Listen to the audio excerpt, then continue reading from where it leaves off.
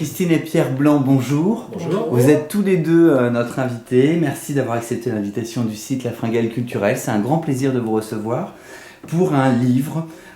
Pierre Blanc, vous témoignez. Ce livre s'appelle « J'ai quitté ma paroisse pour l'amour d'une femme ». Donc c'est vous. Disponible aux éditions Presse du Châtelet. Vous êtes un ancien prêtre. Pourquoi avez-vous choisi de témoigner dans ce livre ?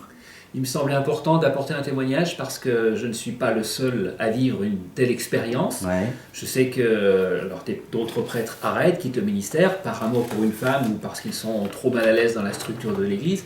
Mais il y a aussi beaucoup de prêtres, on ne sait pas, mais qui ont une compagne secrète et pour X raisons n'ont pas la possibilité ou ne peuvent pas arrêter.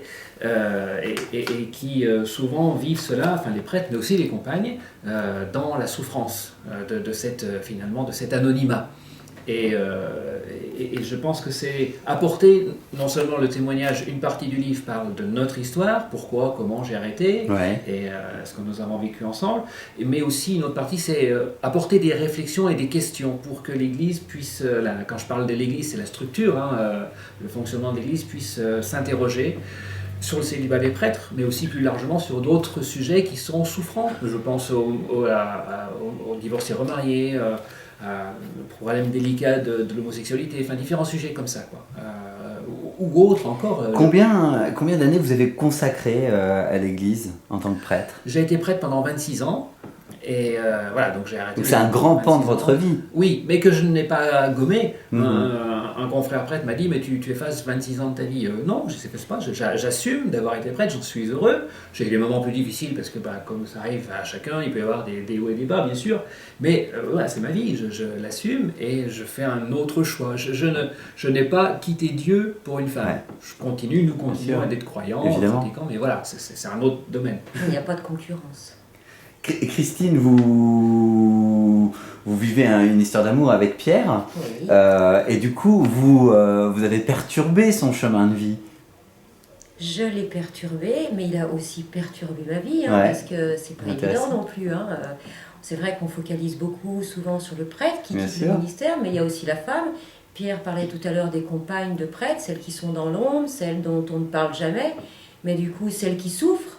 Celle qui aime un homme, celle qui aimerait pouvoir vivre une vie d'épouse, de mère parfois. Certaines font le choix de mettre une croix sur une maternité. Et du coup, voilà, il a aussi perturbé ma vie parce que il y a le regard des gens sur moi. Je suis celle par qui Pierre a changé de vie, mais en même temps, il était quand même bien consentant. Enfin, je veux dire, on est bien d'accord. C'est une histoire d'amour ordinaire entre un homme et une femme qui s'aiment.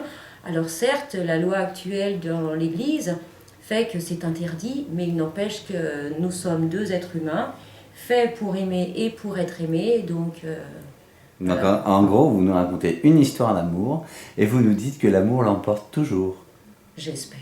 Ah oui, c'est ce que nous voulons témoigner, déjà en le vivant nous, en étant heureux, parce que on ne peut pas porter un témoignage si on est malheureux. Un prêtre malheureux ne peut pas rendre ses paroissiens heureux, enfin, c'est ce que je crois. Et de même dans tout le domaine de la vie. Voilà, si on vit avec des personnes qui sont tristes, on va être enclin à la tristesse. Nous voulons apporter le bonheur. Nous croyons que nous, en étant heureux, nous pouvons contribuer au bonheur des autres.